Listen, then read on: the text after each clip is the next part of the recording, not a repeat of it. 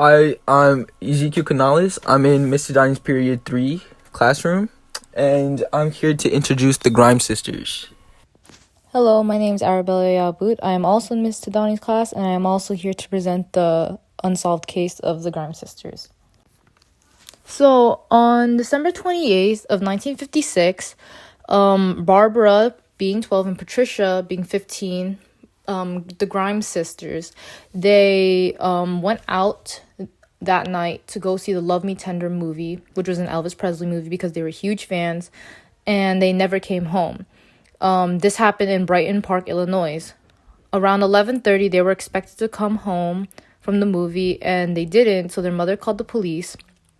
And the police thought that they were delinquent children and didn't open up a case until the next morning when they really didn't come home. So that was a mistake on the police part. A search party remained open until next month, and they stumbled upon the bodies of the two girls and on the roadside, and their bodies were very well preserved due to the snow. And according to the autopsy report, the cause of death was exposure to the elements, and that brought up the idea that they had ran away after the movie. But many things ruled this idea out, because the mother said that the sisters were very good children. They were not the type to run away. The second thing was they had only asked for enough money to watch the movie, and they didn't have any bags packed. So that also ruled out that idea. And the toxicology report reported that they didn't have any drugs or any type of those things in their system, so they weren't really delinquents. So their bodies were clean, and there were no stab wounds, gunshot wounds, because the body was so well preserved, there's nothing shown, so the murder was clean. This case really brought a huge shock to Chicago, Illinois, which is like the huge city of Chicago, because these things, like nowadays we hear about murders of girls and we think of like, oh, it's nothing, but these type of cases never happened back then. So it was a huge shock, because two innocent girls were kidnapped and killed, and the killer was still remained unknown. Okay. So, suspects and motives. There were 3 suspects, but the primary suspect, because he was most publicized, was Benny Bedwell. It was known that he looked like Elvis Presley, and that was his motive in capturing the ladies, and even confessed to murder. However, they figured out later on that he was intellectually disabled, and later cleared by his attorney. Number 2 was Walter Cranes. He was the one who called the police and told them where the girls were and that they had died. But his reasoning when they asked how he known was that he saw it in a dream, or that God gave it to him, which was very suspicious. And the last but not least was Max Flake. I think that's how you pronounce his name. Basically, he confessed to the crime in an unofficial polygraph, but because he's a minor, they couldn't take it to court and they couldn't do anything about it. Alright, profile of the killer. We don't know much about the killer, but we do know for sure that he was male, he was Caucasian, and with a very distinctive and creepy voice. And we know that he had a very distinctive and creepy voice because the mother got a phone call when they died, and he would boast about the way they killed the girls, and he would say things that were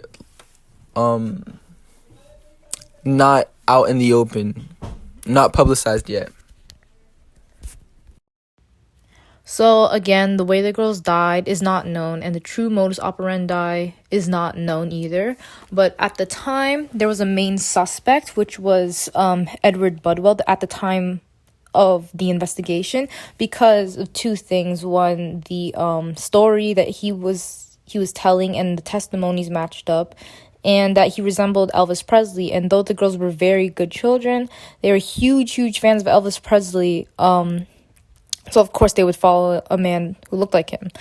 And so, as other testimonies said, as others had said, that they saw 2 girls with 2 men. And in accordance to Budwell's story, it's him and William Cole Willingham. and they were with the girls from December 30th to January 7th. And the sighting of them brought Budwell into custody for 3 days in custody and questioning.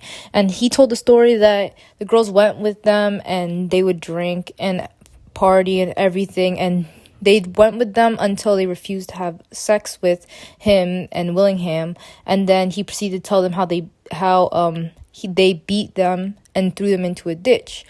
Now, the mother called him a liar because she said her children were not the type to follow strangers or do alcohol and drugs or any of those things. And through this point out, they checked the autopsy and it didn't match, because he did claim that they drank alcohol and ate hot dogs, that they fed them hot dogs, but there were no hot dogs in the digestion. That was not the food that they had recently eaten, and there's no alcohol in their system whatsoever. So the statement did not match the autopsy, and as Ezekiel said earlier, he had a disability, so they ruled him out of the thing. Investigation, interrogation, and trial. There were a lot of mistakes that have been made. For example, as I said before, Benny Bedwell, his interrogation was horrific. Basically, he confessed, saying that the police officers had been threatening him, bribing him, and have been beating him, just so that way he can confess. And that's the only reason why he did. Furthermore, there were a lot of mistakes during the police departments that were under the investigation. No one wanted to share any information, and because they all have their own idea on how the girls died, they would share some things and not share anything at the same time. And also, there were forensic investigators who would basically disagree, as most investigators do. But there was this one particular investigator, and what he did was he just gave all the information that he had on the girls, and he publicized it so that way everyone knew. And he gave out his own idea when the rest of the departments decided on something else, and he got fired for that. So why does this case still remain unsolved? Well, first, no testimony matched the autopsy, as you saw with Budwell in toxicology reports. A lot of people were arrested and questioned, but there was no confirmation how the girls actually died, what actually happened to them. And again, the departments weren't working together and weren't releasing the correct information in order to help each other come to one conclusion. So until this day, there's no idea what happened to the sisters. All they know is that they got kidnapped and died somehow, and their bodies were dumped on the side of the road. Years later, a similar case happened to a girl named Bonnie Leigh Scott, and she was 15 years old. And her murderer was found, and his name is Charles Leroy Melquist. And a lot of people are wondering if the same thing happened to the sisters, because the way that Bonnie had died is the exact same way how the Grimm sisters had died. But to this day, the investigation the case still remains unsolved. Now we will show you a clip from a newscast, not covering the story, but just bring the story back up to the public eye, like many, many years later, to where the youngest brother, who was 11 at the time, is now a senior citizen. At the time, there was no crime bigger than when two Chicago sisters went to see an Elvis movie and never came home. Their bodies were found 61 years ago tonight. 2 investigator Brad Edwards has an unprecedented look at the entire case file for a crime that never stopped haunting some Chicagoans. February 6th, 1957, I am Loretta Grimes.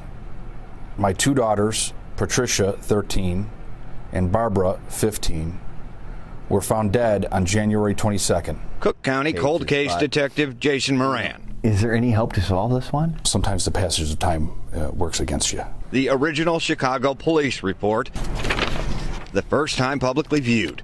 The girls went to Brighton Theater, failed to return home. James is who we talked to. I'm Jim Grimes, brother of Barbara and Patricia Grimes. Jim Grimes, now 72, was 11 when his sisters were taken from the theater and murdered. You've never done an interview about this? No. No. I know they left the house. They were all excited. Excited to see. Love me tender, love me sweet. And they just never made it home.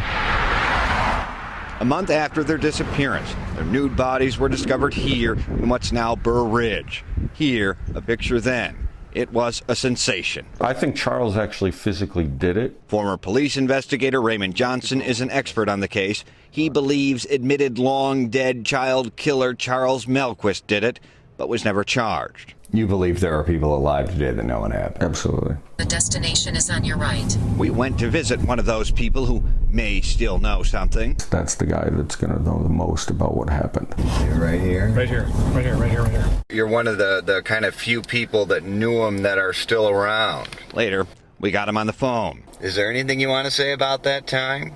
Nothing, said the elderly man we won't identify. Nothing I can say, he said.